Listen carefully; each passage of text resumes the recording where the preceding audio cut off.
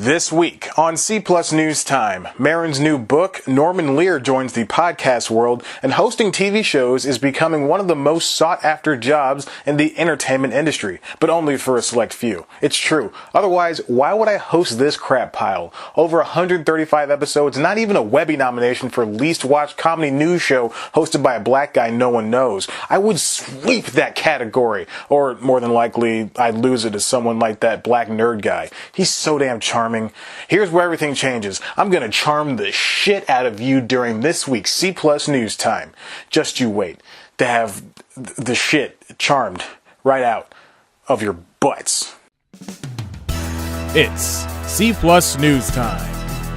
Delivering to you the news you didn't know about, the news you didn't care about, and the news you didn't know you cared about. With host Chad White. Now, here's that host, Chad White.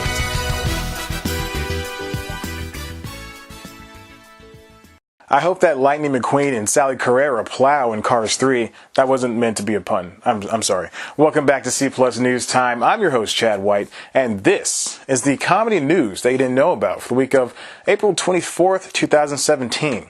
First up, Marc Maron has yet another book coming out. The podcaster and comedian has already written 4 other books, including his very popular Attempting Normal. His new book, Waiting for the Punch, finally has a release date. The book, which is subtitled Words to Live By from the WTF podcast, will land on shelves on October 10th, but you can pre-order it right now on Amazon. Maron co-wrote the book with his longtime podcast producer, Brendan McDonald. The foreword of the book comes from none other than TV host John Oliver.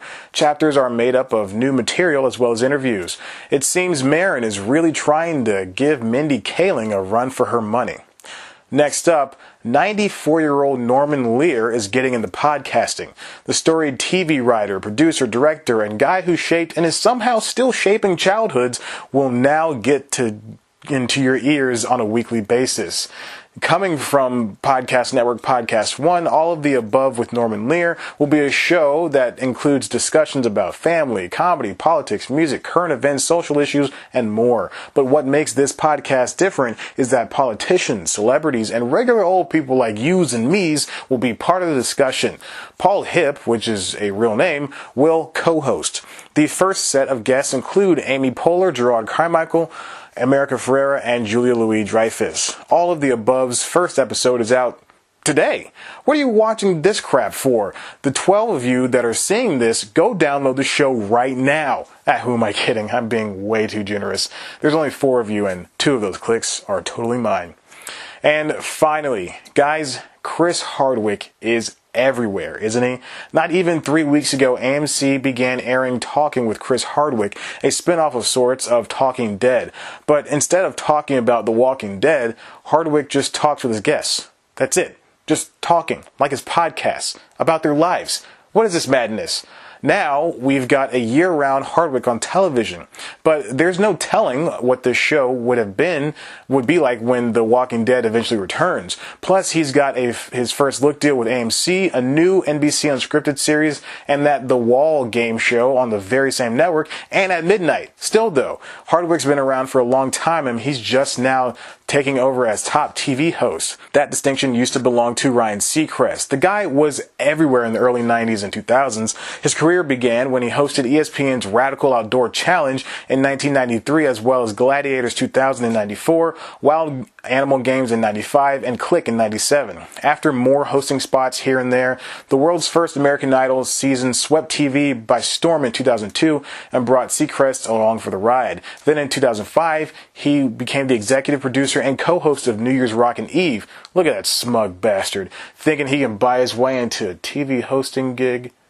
No, that wouldn't work. That wouldn't work. I've got no money. So on top of hosting, Seacrest already has 6 radio programs, 3 of which are still ongoing and 2 of which are syndicated. I don't even get to mention the other 3 dozen specials or guest host spots he's done. Man, that boy can work. Not unlike Seacrest, Carson Daly is a busy bee too.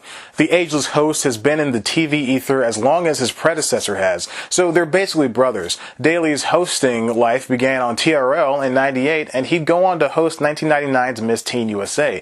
Then in 2000, he'd host the non-pubescent version of the Miss Pageant, follow family by taking up Miss USA. Then he would go to New Year's Eve with Carson Daly for NBC for 12 years. Sadly, that show is defunct, and Seacrest continues to rule the New Year's racket. Now Daly hosts Power Ratings powerhouse The Voice and is a small-time co-host of the Today Show. Like Seacrest, Daly also hosts a radio program and nightly television show. But Daly seems to know he's no match for Seacrest's dashing smile. In 2011, the Last Call host told the New York Post, quote, "Ryan was the new me for a minute. Now he's the Uberman of the moment."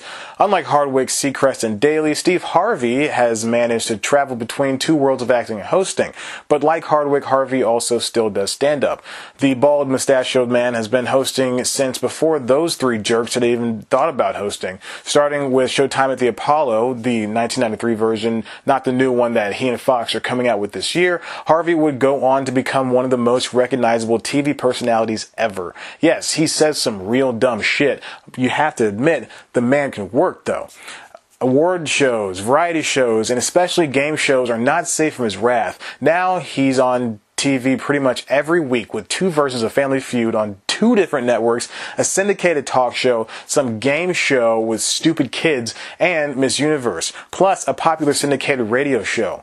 Still, the whole category of hosting seems to be a sausage party. Actor and comedian Jane Lynch would come in to break it all up. She got her start in 2010 hosting the VH1 Do Something Awards and would eventually host the following year's Emmys. After a Comedy Central roast and New Year's Eve with Carson Daly stint, Lynch would go to host Hollywood Game Night, a show that featured B-list celebrities drinking and playing board games. That show became a massive hit and has since established Lynch as a tour de force of hosting and comedy. These four are joined by ABC's new collection of hosts, including Alec Baldwin, Michael Strahan, and Anthony Anderson, each of whom got their own game show revival, which I spoke about a few weeks ago, wink wink. And of course, the great Andy Cohen, who is everywhere right now. Oh, and Tyra Banks is back at America's Next Top Model, as well as the new host of America's Got Talent, solidifying her as America's host. What makes hosting so inviting? For me, the job seems not to be easy, but accessible. If you've got the right personality, then everything will click. If not, well, then your show will probably end up defunct by episode 2. Audiences need to click in with these unscripted shows almost immediately. This isn't the first season of 30 Rock or Parks and Rec, shows that had time to flesh out its story and characters and grow by their second seasons. A non-scripted series with hosts is pretty much the same thing it is in episode 1 as it is in episode 1000. Writer Daniel Holloway of Variety offered his reasoning for shows with recognizable hosts seem to be prospering. It's cross-pollination. There's an appeal of sorts that comes with getting a host who hosts a show for another network, he writes.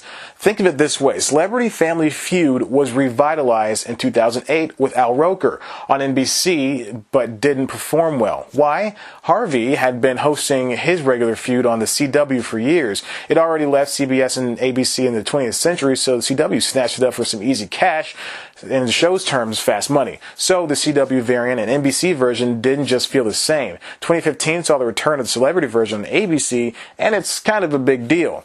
This cross-pollination theory also introduces the idea that hosts will bring their incorporated audiences with them.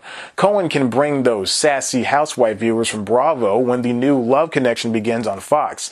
Hardwick's podcast listeners will at least try his new talk show, and black women love Steve Harvey as much as white people love the faces he makes when someone says something stupid. It's cyclical. Sadly, there's a reason why low-level talent like me will never work big-name hosting gigs. No network wants to entrust an established property with an unestablished fool. That wouldn't draw in the viewers. So you'll never have a Jeff Dye, Esther Povitsky, or even a Chad White get a bunch of shows at once like Hardwick.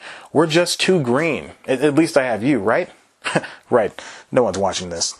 And that's all the news I have for you for this week on C Plus News Time. Why don't you subscribe and check out one of our other videos? Also, you can head to the website cpluscomedy.com. We've got everything you could ever imagine in the world. You can follow us on Twitter at cpluscomedy. Follow me on Twitter at ChadBlackWhite. Like us on Facebook. Talk with us on Tumblr. And this is my audition tape to host Teen Celebrity Feud. Teens? Celebrities? Feud.